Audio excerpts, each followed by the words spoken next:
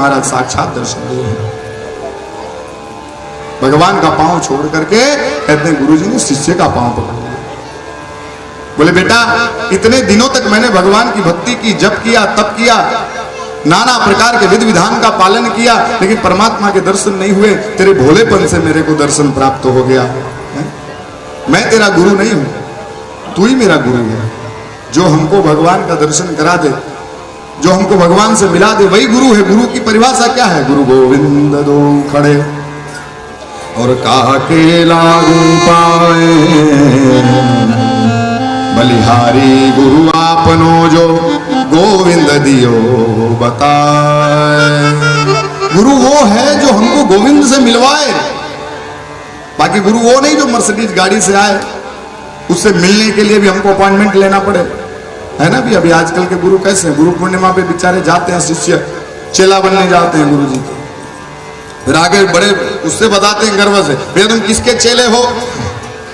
मैं तो फलाने मठ के मठाधीश का चेला हूं, ऐसा बताते हैं। ठीक है, अब गुरु पूनम के दिन जाके देखो ना वहां पे, तो कहते महाराज वहां पे लाइन लगती, लाइन 5-10 दिन तक गुरु पूर्णिमा की पूजा होती है। गुरु पूनम कितने दिन आता है? एक ही दिन आता है ना गुरु पूर्णिमा, लेकिन पूजा कितने दिन चलती है? 5-10 दिन। लाइन इतनी है, तुम्हारा नंबर ही नहीं आया। नंबर आ भी रहा तो गुरु जी ऊपर बैठे हैं मेरे जैसे, चेले बेचारे नीचे से जा रहे हैं। गुरु को छुआ के चरण की पादुका नीचे रखी हुई है, वो पादुका का भी स्पर्श नहीं कर पा रहे हैं। 2 लोग वहां पे मुस्टंडे खड़े हैं और धक्का देके निकाल दे रहे हैं महाराज। इतना टाइम लगाओगे? देख रहे हो पीछे कितने लोग। उसमें किसी ने गुरु जी के चरण पादुका पे 10 का नोट रख दिया, तब तो उसको समझ लो उठा के बाहर फेंकेंगे। अगर 500-500 का 2 नोट रखा है तो एक बार गली में तो धीरे से बोलेंगे भैया आगे बढ़ो। 5-10 हजार रख दिया तो थोड़ा बोल देंगे हाँ 2 मिनट छू लो। या 10 का नोट रख दिया तब तो फिर गुरुजी भी वक्र दृष्टि से देखे, हाँ 10 का नोट रख दिया, यही देने आया था इतनी दूर से। भैया अभी गुरु ऐसे बोले, जाका गुरु भुवांधला चेला खरा निरंध, अंधा अंधा ठेलिया और दोनों कूप परंत। गुरु कैसे के मारा जो अंधा, और चेला के पहले ही अंधा है तभी तो गुरु किया। और के एक अंधा बोलता मैं तुझको रास्ता पार करा दूंगा, दूसरे अंधे अंधे ने हाथ पकड़ा और कहे दोनों रास्ता पार करने गए, आगे खड्डा था और वहां पे गिर गए। उसको भी दिख नहीं रहा था जो पार करवा रहा था, और जो पार हो रहा था उसको तो दिख ही नहीं रहा था। आज के गुरु कहे महाराज गुरु कैसा हो? गुरु कीजिए जान के और पानी पीजिए कैसे? छान के।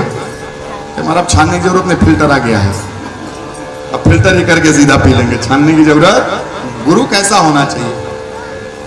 गुरु का परिभाषा क्या है? गुरु जो वही है, गुरु जो अपने आप में न रोक के रखे, परमात्मा में अब शिष्य को जोड़े, वो गुरु है। गुरु जी की पूजा करने जाओ और गुरु जी ऐसा बोले कि नहीं परमात्मा की पूजा करो, तब मानो वो सच्चे गुरु हैं।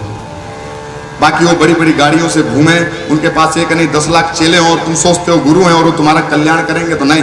दोनों को परंत जब भवसागर में गिरना होगा तो गुरु जी के साथ ही गिरोगे, अलग से गिरोगे नहीं, साथ में ही जाओगे गुरु जी।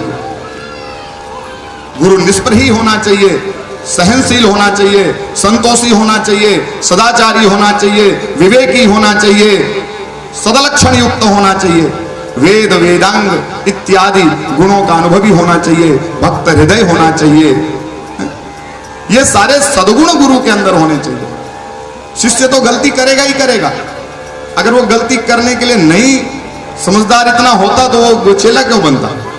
तो वो खुद ही गुरु बन जाता। लेकिन उसके अंदर भाई कमी है, गलती करेगा तभी तो वो गुरु ढूंढ रहा है।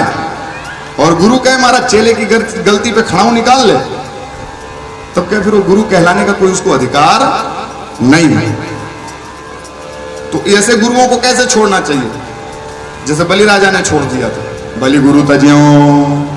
ऐसे गुरु मिल जाएं जो स्वार्थ के लिए अपने चेले बनाते हो। कहे महाराज एक बार प्रयागराज में कहीं मीटिंग जमी, प्रयागराज कुंभ मेला लगता है ना, तो सब साधु संत वहां इकट्ठा होते हैं। वहां पे कहते महाराज एक मंडप के अंदर साधु बैठे हुए थे 4-5। कहते महाराज वहां चर्चा निकली, तेरे कितने चेले? एक साधु ने दूसरे साधु से पूछा, बोले मेरे तो ज्यादा नहीं है, 1000 चेले हैं। बोले तेरे कितने चेले? दूसरे ने पूछा, बोले मेरे तो 10,000 चेले हैं। तीसरा था वहां बैठा, बोले तेरे कितने चेले हैं भाई? बोला मेरे 1 लाख चेले हैं। बोले हैं? तीनों आपस में एक दूसरे का मुंह देखने, इतने चेले? बोले क्यों? बोले शास्त्र कहते हैं कि चेला यदि कोई पाप करे तो उसका दशांश गुरु को भोगना पड़ता है। अब यहाँ 1000 चेले हैं तो उसके लिए मैं संध्या वंदन करता हूँ, गंगा नदी में स्नान करता हूँ, तीर्थों की यात्रा करता हूँ, तो चेलों का कुछ पाप मैं काट देता हूँ और अपना भी पुण्य बचा लेता हूँ। ये 10,000 चेला लिया हुआ है, ये भी थोड़ा जप तप कर लेता है, चेलों की रक्षा हो जाती है। 1 लाख चेले कैसे संभालेगा? उनका पाप कैसे सहन करेगा? तेरे पास पुण्य बचेगा क्या? जिसके पास 1 लाख चेले तो बोला महाराज मेरे पास पुण्य है ही कहां? जब रहेगा तब तो खर्च होगा, जब पुण्य होगा तो चेले लेके जाएंगे ना। या मेरे पास तो वैसे ही कुछ नहीं है, क्या लेके जाएंगे, मैं तो खाली हूं। तो बोले तब इतने चेले क्यों बनाया? बोले महाराज आश्रम लेके बैठा हूं, एक चेला गुरु पूनम के दिन 10 रुपया रखेगा तो 1 लाख चेले, कितना रुपया आएगा? 10 लाख रुपया आएगा। आश्रम का खर्चा साल भर का निकल जाएगा। इसके लिए चेला बनाया। बाकी मैं कुछ पुण्य जब तब कुछ करता नहीं हूं, मेरे पास कुछ है नहीं। उल्टा तो जब ऊपर जाएंगे और वहां यमराज जब लाकड़ी से मारने लगेंगे तब कहे कि मैं चेले ही मुझे बचाएंगे, उनके पुण्य से मैं बचूंगा, मैं उनको नहीं ढो रहा हूं, वो मुझको ढो रहे हैं, ऐसी व्यवस्था है। तो भाई ऐसा गुरु बना के कोई फायदा नहीं। गुरु तो वो है जो व्यक्ति को अज्ञान से बाहर निकाले, परमात्मा की तरफ जोड़े, वो गुरु। यहां कहते हैं महाराज तूने मुझे परमात्मा का दर्शन कराया बेटा, आज से मेरा गुरु कौन? तू हो। तो सरल बनिए। सर स मतलब सीता, स र और ल। स मतलब सीता, र मतलब राम और ल मतलब लक्ष्मण। तीनों के एक साथ दर्शन चाहिए तो सरल बनना पड़ेगा, इसके सिवा कोई रास्ता नहीं। तो कल से क्या बनना है? कठोर कि सरल? नहीं, सरल बनेगा, सब सरल बनेगा, कोई कठोर बनेगा। भगवान के सामने बोले रहिए, उनके पास कोई चालाकी हमारी चलेगी। तो पुराण नहीं, तुमने 18 पुराण बना दिए। कितने पुराण? 18। अब आदमी अलग अलग पुराण पढ़ेगा, उसको अलग अलग ज्ञान होगा, उसका दिमाग घूम जाएगा, क्या पढ़े क्या नहीं पढ़े फंस जाएगा। आखिर वो करे ऐसा क्या कि जिससे वो एक ही काम करे और सब पुराण का सार, सब पुराण का फल, सब पुराण का ज्ञान उसको प्राप्त हो जाए। नारद ऋषि कहते हैं 18 पुराणेषु, इतने 18 पुराण के अंदर आपने इतनी भ्रांति भर रखी है, क्या करे आदमी? बोलो। तो व्यास ऋषि कहते हैं 18 पुराणेषु व्यासस्य कथनद्वयम्। 18 पुराण के अंदर व्यास मात्र 2 ही चीज पूरे संसार को बताना चाहते हैं। क्या? परोपकाराय पुण्याय पापाय परपीडनम। दूसरे का भला करने से बड़ा पुण्य नहीं है और दूसरे को मन कर्म वचन से तकलीफ देने से बड़ा कोई पाप नहीं है। किसी भी प्राणी मात्र को आप तकलीफ मत दो, किसी भी प्राणी को आप दुखी मत करो। इससे बढ़िया काम, इससे पुण्य का काम जीवन में और कोई है नहीं। अगर ये सूत्र अपना लेते हो जीवन में अपने कि मुझे किसी प्राणी को कष्ट नहीं देना है, तो बस समझो सारे पुण्य आपने कर लिए। परोपकाराय पुण्याय, जहां कहीं देखो कोई दुखी है, तकलीफ में है, मुश्किल में है, लाचार है, उसकी मदद कर दो, इससे बड़ा पुण्य नहीं है। किसी की लड़की का विवाह हो रहा हो, वहां अपना पराया मत देखो, जो आपकी शक्ति है उसकी मदद करो। कोई लड़का पढ़ने में बहुत अच्छा है, माँ बाप उसको पढ़ा नहीं पा रहे हैं, अपना पराया मत देखो, उस विद्या धन में उसकी मदद करो। कोई व्यक्ति गरीब है, प्रगति करना चाहता है, होनहार है, हुनरदार है, पर उसको धन की व्यवस्था नहीं है और वो प्रगति नहीं कर पा रहा है, उसको धन दे दो। कहे महाराज यही पुण्य का कार्य है।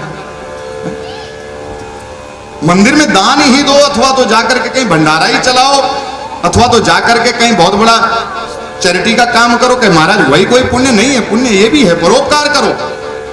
भावना परोपकार की होनी चाहिए। परोपकार आए पुण्य, मन कर्म वचन से किसी को कष्ट मत दो और श्रेष्ठ से श्रेष्ठ को तो एकदम मत दो। पहले तो प्रत्येक प्राणी को परस्पर देवो भव, इस भावना से दर्शन करो। आप जितने लोग बैठे हो सब में एक ही राम और एक ही सीता, एक ही परम तत्व भरा हुआ है, ऐसा मान के चलो। किसी को कष्ट मत दो, पहला तो नियम ये है। दूसरा ये है कि श्रेष्ठतर लोगों को तो कष्ट दो ही मत, जैसे माता पिता गुरु ब्राह्मण गाय, धर्म, ये एक से एक ऊपर है। इनमें से किसी को अपने द्वारा कष्ट होना चाहिए नहीं, मन से भी नहीं होना चाहिए, कर्म से भी नहीं होना चाहिए, वचन से भी नहीं होना चाहिए। अगर आप इतना कर लेते हो ना तो 18 के 18 पुराण समझ लो आपने पढ़ लिए, अब कुछ पढ़ना शेष बचा नहीं। और अगर ये काम आप नहीं कर पाते हो, आप असहाय लोगों को, गरीब लोगों को तकलीफ देते हो, किसी के ऊपर जुल्म करते हो, किसी का हड़प लेते हो, किसी को कष्ट देते हो, तो आप दिन रात 18 पुराण पढ़ रहे हो तो भी वो आपके किसी काम का है नहीं।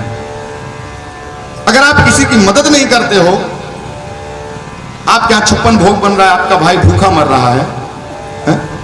आपके पड़ोस में चूल्हा नहीं